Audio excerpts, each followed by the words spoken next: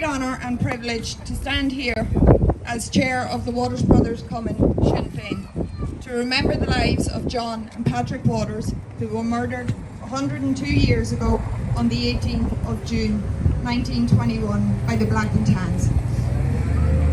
Growing up in the area, like many others, I would pass these two plaques on a daily basis and was mindful of the fact that two men lost their lives here at this very spot.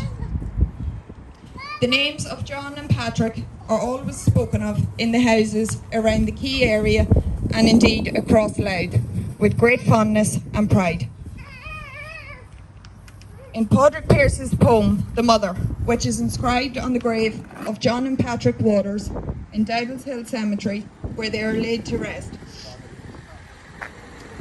it reads as follows: "They shall be spoken of among their people. Generations shall remember them and call them blessed."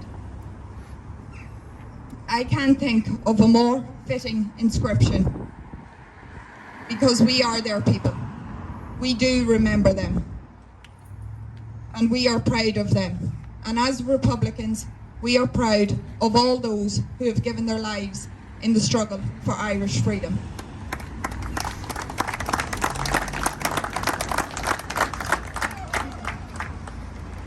I would now like to call upon the wreath layers. The first wreath will be laid by Jerry Wreath on behalf of the Waters Brothers Common.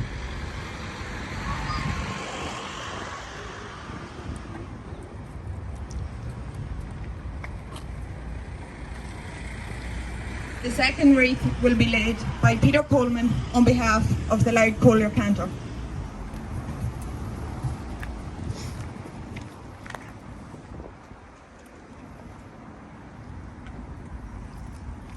I would also like to remember those who have sadly passed away since we have last gathered here. Could I now ask everyone to observe a minute's silence in honour of John and Patrick Water and all of Ireland's patriot dead.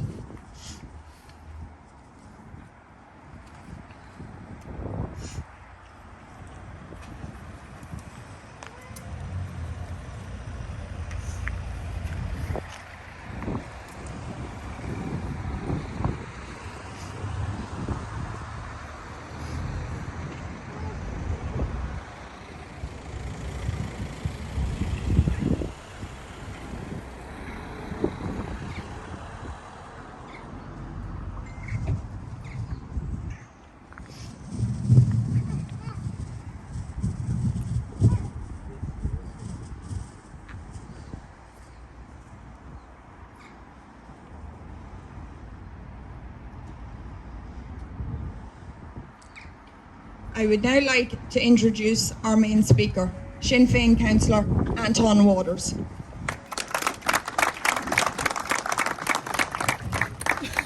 Good evening.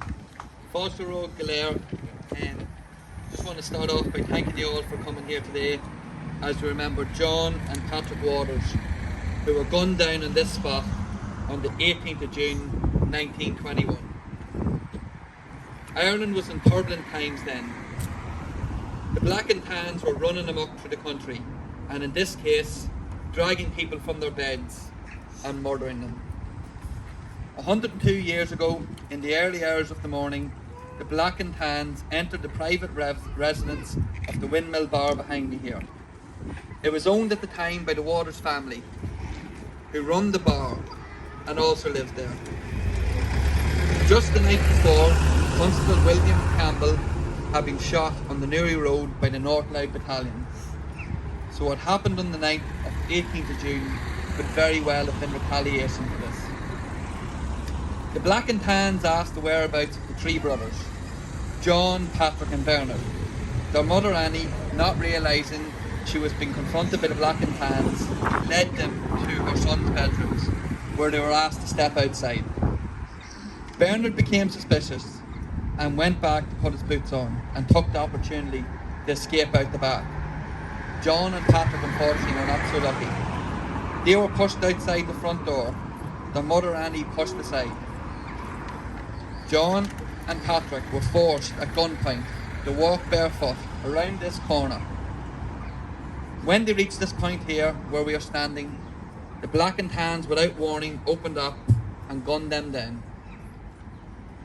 Their sister Mary Kate and their mother witnessed this cowardly act and ran to the boys. The blackened hands calmly walked away, and we think to a waiting vehicle. Mary Kate remained with her brothers' bodies, while Annie ran for spiritual help to the Redemptorist Church down the road. After they were anointed, neighbours who had gathered carried John and Patrick back into their home and laid them back into their beds, where they were sleeping a short time before that.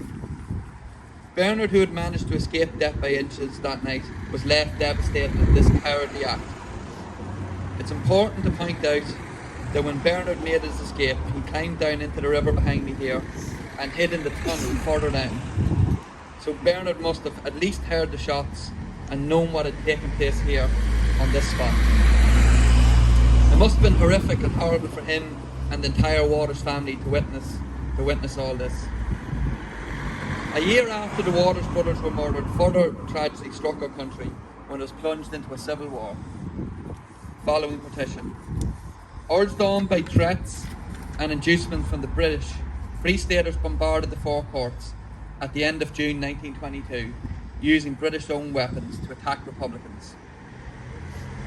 Weapons that were supplied by the same British government that armed those who murdered John and Patrick Waters. The same Free Staters executed officially 6 men here in Dundalk Jail and at the barracks. Dundalk Jail and at the barracks. Another loud man was executed in Portobello Barracks in Dublin. This is the type of people that emerged after partition. The consequences of partition just over 100 years ago are still very much felt today. We've been living with the legacy of inequality for too long, and the two states are stagnant. The border is nonsense. To give you an example, you're all very aware that I've been campaigning on the Narrow Water Bridge for many years now. It's an important piece of infrastructure that will enhance tourism in North Louth and South Down and the whole Louth area. Well, what do the Brits think of that? The British government is attempting to pass its mean-spirited Borders and Nationality Bill, which will make it mandatory for visitors and travellers into the 6 counties to firstly obtain an electric travel authorisation. How ridiculous would that? Imagine stopping at Carrick-Arnon because you haven't got your cert filled out. We held the People's Assembly for Louth, Armagh and the Down regions last week in the Carrickdale, and everyone agreed that what we have now is not working.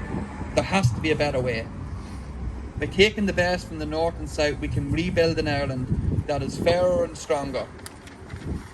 A country that would be a fitting tribute to John and Patrick Waters and all our patriot dead. The conversation is happening. Constitutional change is coming. We've never been closer to a unification of our country than we are today. Ireland has changed since John and Patrick's time, but the vision and determination to rebuild a republic as laid out in the proclamation has not changed. The reunification of Ireland is central to building a modern, inclusive and fair society. There's a provision for a unity referendum enshrined in the Good Friday Agreement, which we celebrate 25 years this year, and ahead of any referendum, a Citizens' Assembly can play a major role in this. This Citizens' Assembly would create a democratic foundation to prepare for a referendum on Irish unity. Unity would benefit all our people, north and south, unlocking the potential of our island, and especially for our area in Louth. It will be up to us, the people, to build our new Ireland. So we must make sure that it's not left to those in power over the last 100 years to do it. Those who use British weapons to attack farmer comrades, those who wish to honour the murderers who shot dead John and Patrick Waters, those who wish to maintain the right-wing elitism society, those who would see people evicted onto the streets rather than build social or affordable homes for them. Lifting the eviction ban and potentially forcing thousands of people into homelessness is not what our patriot dead died for. Let's make a true fair republic for all, as written in the proclamation. Let's make it happen for John and Patrick Waters and for all our patriot dead who we remember especially this weekend. Gura míle maith agam.